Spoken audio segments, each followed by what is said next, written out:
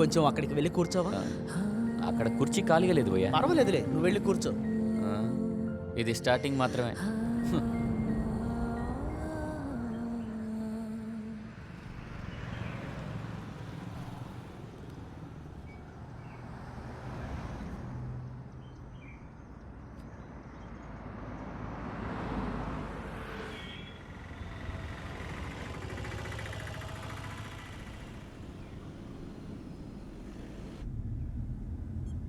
ఏ ఆ పాపు అదిగో తన బామ్మ. బామ్మ అమ్మమ్మ ఎక్కువ బొమ్మ ఇక్కడ కూర్చుంటారా? నేను వెనకాల కూర్చుంటానమ్మా. మీ పెళ్ళికి నేను రాలేకపోయానమ్మా. ఏం పర్వాలేదు బామ్మ. ఏదో పరిస్థితి గురించి చెప్పానుగా, ఒంటరిగా వదిలి ఎక్కడికి వెళ్ళలేను. నాకు భయంగా ఉంటుంది. బాగా నిద్రపోతున్నాడు, అందుకనే వచ్చాను. మేమందరం రావాలనుకున్నాం. ఆ తర్వాత తనకు పెళ్ళి అది ఇదిని కొంచెం బిజీ అయిపోయాం. ఇప్పుడు కూడా మీరు కాల్ చేసి అర్జెంట్ అని చెప్పడం వల్లే బయలుదేరి వచ్చాం. మా అందరికీ ఒకేసారి లీవ్ దొరకడం కష్టం బామ్మ, ఎందుకంటే ఒకే కంపెనీలో పనిచేస్తున్నాగా. నాకు తెలుసు మీరందరూ బిజీగా ఉంటారని. నేను ఆలోచించి చూశాను, ఈ విషయంలో మీరు తప్పించి ఇంకెవరు సహాయం చేయలేరు. వాళ్ళ అమ్మ నాన్నకి ఫోన్ చేసి దీని గురించి చెప్తే వాళ్ళు వాణ్ణి అమెరికా తీసుకెళ్లాలని అనుకుంటారు. వాడికి అక్కడికి వెళ్ళడం అస్సలే నచ్చదు. అవును బామ్మ, వాడు ఇప్పుడు ఎలా ఉన్నాడు? మీరు ఇంటికొచ్చేటప్పుడు వాడి ముందు నేనిదంతా చెప్పలేను కదా, అందుకనే నేను అక్కడికొచ్చి నుంచున్నాను. వాడు చాలా బాధలో ఉన్నాడు. ఆ అమ్మాయి మోసం చేస్తుందని నేను అనుకోలేదు. నేనెన్నిసార్లు వాళ్ళిద్దరినీ చూసి తలపై ఆశీర్వాదం చేశానో తెలుసా? మనస్సాక్షియే లేని ఒక అమ్మాయి. రేపు పెళ్ళి, ఇంకా అమెరికా జీవితం. పిల్లలకంతా ఇదంతా ఆటలాగా అయిపోయింది కదా. వాడికంతా అర్థమయ్యే చెప్పే అంత బలం నా దగ్గర లేదు. మీరంతా వాడి ఫ్రెండ్స్, మీరే వాడికి అర్థమయ్యేలా కాస్త చెప్పండి. చాలా జోకులు చెప్పి వాడికి ఓదార్పునివ్వండి. వాణ్ణి కాపాడండి.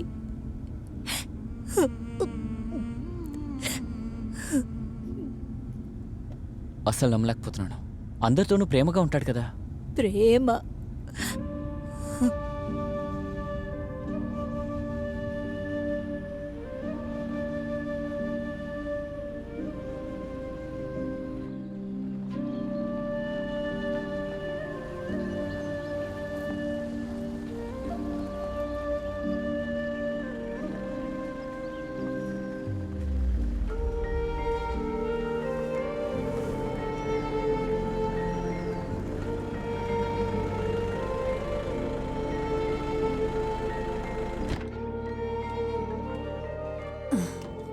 రండి.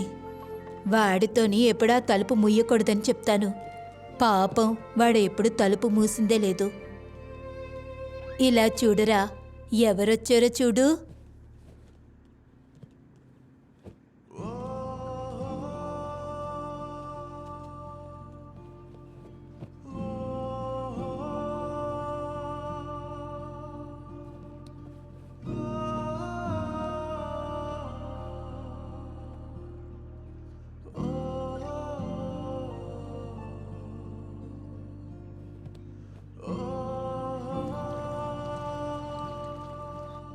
నేను సీరియస్గానే చెప్పాను.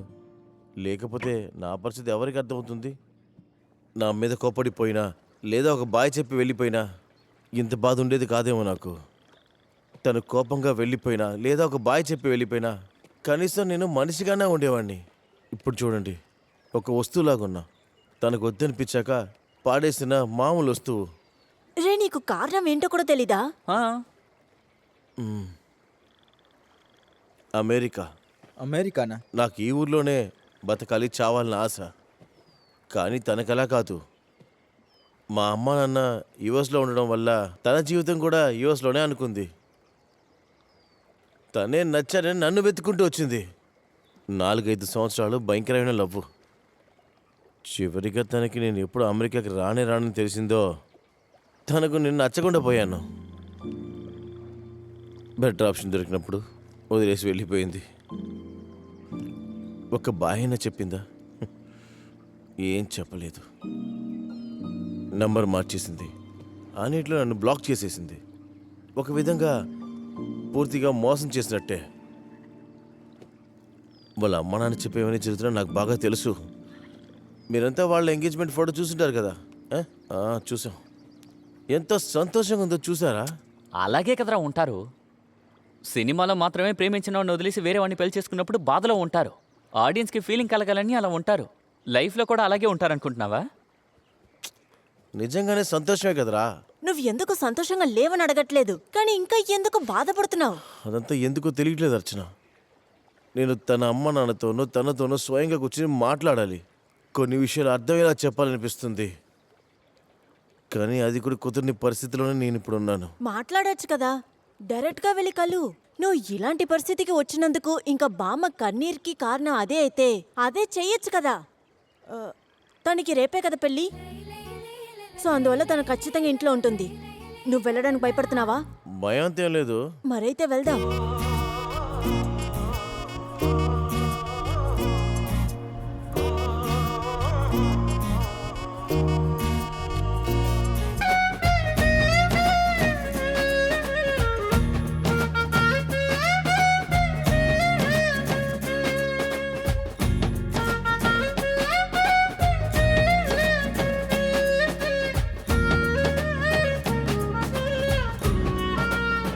మీ ముగ్గురితోటి కాస్త మాట్లాడాలి.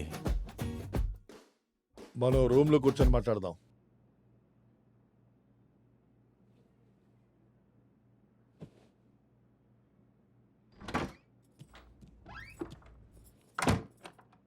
కింద కూడా మర్చిపోకుండా తాళం వేసాము.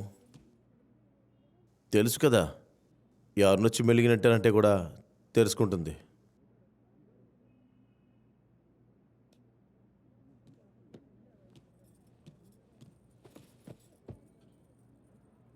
నీకు ఇప్పుడు ఏం కావాలి?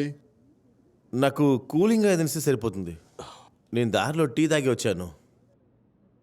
అమ్మో, వెళ్ళి తీసుకురా. లేదు, వద్దు, పర్వాలేదు, నేను అడ్జస్ట్ చేసుకుంటాను. వచ్చేదారిలోనే నేను టీ తాగాను కదా. నువ్వేం చెప్పాలనుకుంటున్నావు? అయ్యో నాన్న, మీరెందుకు టెన్షన్ అవుతున్నారు? అమ్మకో టెన్షన్గా ఉన్నారు. నేను ప్రాబ్లం చేయడానికి రాలేదు. 2-3 నెలలుగా నేను ఏ పనికి వెళ్ళకుండా ఇంట్లోనే ఉన్నాను. ఏమైంది? చికెన్ పాక్స్ వచ్చాయి. Chicken pox.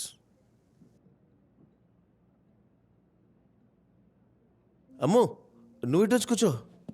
నాకైతేనే వస్తాయి చికెన్ పాక్స్, నీకంతా రావులే. నేను ఇక్కడే ఉంటాను. నువ్వు ఏం చెప్పడానికి వచ్చావో వెంటనే చెప్పు. చెప్తాను. మీరెందుకు ఇక్కడికి వచ్చారు? రేపు తనకి పెళ్ళి. అందుకనే వచ్చాను.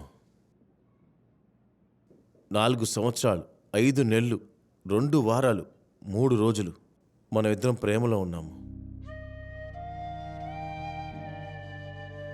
నాకు చాలా కష్టంగా ఉంది, తట్టుకోలేనంతగా. అంతా ఇంత కాదు, చాలా కష్టంగా. మనల్ని వద్దని వదిలేసి వెళ్ళిపోయిన కోసం ఎందుకు ఇంత బాధపడుతున్నా అని మా బామ్మ అడుగుతూనే ఉండేది. అప్పుడు నేను అన్నాను, మన పర్సు ఎవరిని దొంగతనం చేస్తే బాధపడతాం కదా. బాధపడతాం, కానీ దేని గురించి తెలుసుకుని? దొంగతనం చేసిన వాడి గురించా లేక పర్స్ గురించా? డబ్బుల గురించి అనుకుని. అంతే. నా పర్స్ తోటి దాంట్లో ఉన్న డబ్బుల విలువే నేను చెప్పిన 4 సంవత్సరాలు 5 నెలలు 2 వారాలు 3 రోజులు. ఆ సంగతి వదిలే. అంకుల్, నిజంగా ఈ పెళ్ళి మీరు ఆలోచించి తీసుకున్న నిర్ణయమేనా? ఆలోచించి మాత్రమే కాదు, అన్నిటినీ బాగా తెలుసుకునే ఈ నిర్ణయం తీసుకున్నాం. వాళ్ళు పెద్ద కుటుంబం. అబ్బాయి అమెరికాలో సెటిల్ అయ్యాడు, అంతేకాకుండా గుణవంతుడు. నా బెస్ట్ ఫ్రెండ్ ద్వారా వాడి గురించి నాకు బాగా తెలుసు. ఆ తర్వాత కలవలేదు కదా మనం, అందుకే నీతో చెప్పలేకపోయా. నేను నిన్ను కష్టపడాలనుకోవట్లా, నాకు అది అవసరం కూడా లేదు. ఒక్క నిమిషం మీరు నాకు ఇవ్వాలి. ఒకే ఒక్క నిమిషం. ఆ ఒక్క నిమిషం మీరు సైలెంట్గా ఉండాలి. నేను ఆ అబ్బాయికి ఫోన్ చేసి స్పీకర్ ఆన్ చేసి మీ ముందే ఒక్క నిమిషం మాట్లాడేదాకా ఏం మాట్లాడకూడదు. ఒకే ఒక్క నిమిషం. అదంతా వద్దు. నేను చెప్పిన 4.5 సంవత్సరాలు బట్టి చూస్తే ఒక్క నిమిషం చాలా చిన్నది. ఈ చివరి నిమిషంలో నా అమ్మా నాన్న పేర్లతో సీన్ వేసింది నేను కాదని నా అమ్ము తెలుసుకుంటుంది కదా. ఏంటమ్మో, ప్రాబ్లం చేయాలనుకుంటే వాడికి ఎప్పుడో కాల్ చేసేవాడినిగా. ఇది నా కోసం మాత్రం కాదు, మీ కోసం కూడా.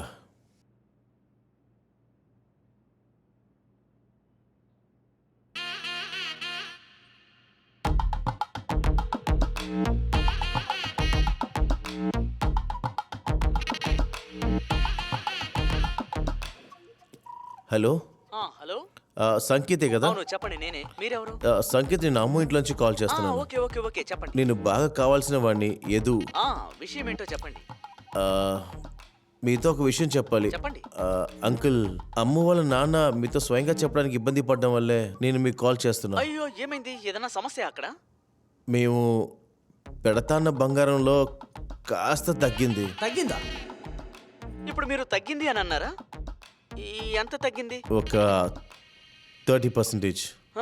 ఏంటి 30% షార్టేజా? లేదు, 30% షార్టేజ్ కాదు, మరి 30% ఉంది. ఏమంటున్నారు? 70% షార్టేజ్. ఓ, మోసం చేయడానికి ఇలాంటి దారుందా? ఎందుకండి ఇలా చేస్తున్నారు? ఇంతకు ముందు కూడా నాకు ఇలాగే జరిగింది. అది ఎంగేజ్మెంట్ ముందే తెలిసినందువల్ల నేను ఎస్కేప్ అయిపోయాను. మీరందరూ మోసం చేయడానికే పుట్టారా? సారీ, కొంచెం అడ్జస్ట్ చేసుకోండి. అడ్జస్ట్మెంటా? మీరు ఇవ్వలేకపోయినప్పుడు ఎందుకు ఇస్తామని చెప్పడం? ఇది మోసం చేసినట్టే అవుతుంది కదా. అంకుల్ అంటే మీ మాటలు వింటున్నారు. వెన్నెవ్వు, గోల్డ్ ఎక్కువగా ఇస్తానందువల్లే కదా కారు వద్దని చెప్పింది. ఇప్పుడు అది లేదు ఇది లేదా? ఇంకా నా ఫ్యామిలీ గురించి తెలుసు కదా మీకు. మాది చాలా మంచి కాదు, ఫ్యామిలీ. మీ ఫ్యామిలీ చాలా మంచి ఫ్యామిలీ అని మాకు బాగా తెలుసు. తెలుసు కదా. నేను అరబియన్ల డ్రాయర్లు ఉతికి మరీ ఈ స్థాయికి వచ్చాను. మళ్ళీ నన్ను ఆ స్థాయికి దిగజార్చకండి. ఒకటి, మీరు చెప్పింది ఇవ్వండి, లేదంటే వద్దని చెప్పి ఇంతటితో ఆపేయండి. నా జీవితం సంకనాగిపోవడానికి భార్య కారణం కూడదని ముందే డిసిషన్ తీసుకున్నాను. అంతేకాకుండా ఇలా అడ్జస్ట్ అయి పెళ్లి చేసుకుంటే నేను తనతో ప్రేమగా ఎలా ఉండగలను? మీరు ప్రేమగా ఉండలేకపోతే మీరు చెప్పిన బంగారం ఎలా రెడీ చేసి ఇచ్చేస్తాం. అలాగా? అవి ఇచ్చేసామంటే మీరు ప్రేమగా చూసుకుంటారు కదా తన్ని. ఖచ్చితంగా, షూర్. ఇది చాలు. మేము కాసేపట్లో అన్ని రెడీ చేసి తర్వాత కాల్ చేస్తాం. ఓకే, థ్యాంక్స్ అండి. రెడీ చేయండి.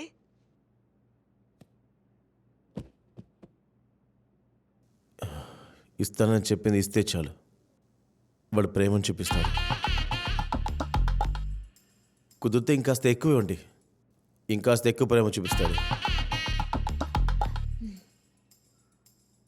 బాగా చూపిస్తాడు.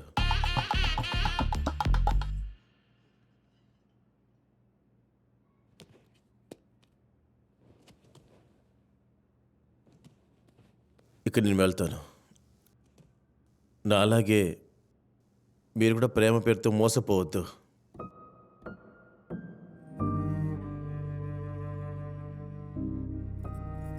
ఆ బాధ చెప్తే అర్థం కాదు.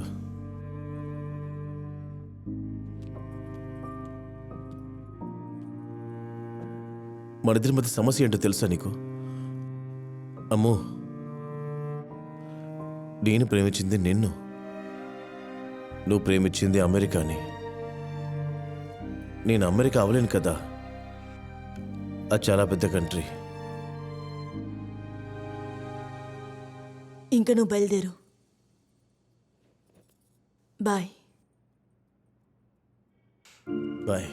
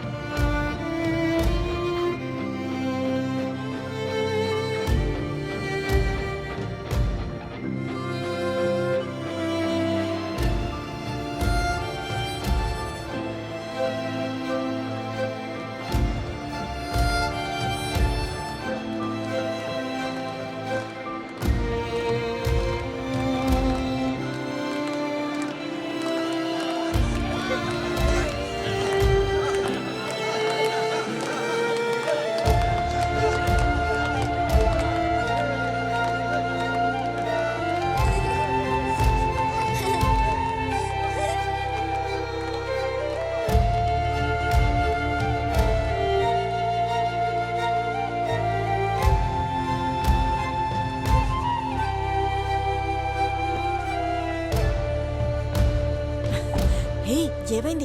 How do you feel now? ఏదో ఒక పెద్ద భారం దిగిపోయి ఫ్రెష్గా ఉన్న ఫీలింగ్ ఉంది. సరే, తర్వాత ఎక్కడికి వెళ్తున్నాం? బార్కా లేదా బీచ్కా? ఎక్కడికి కాదు, ఆ? ఇంటికి వెళ్తున్నాం. బామ్మ వెయిట్ చేస్తూ ఉంటుంది. ఆ.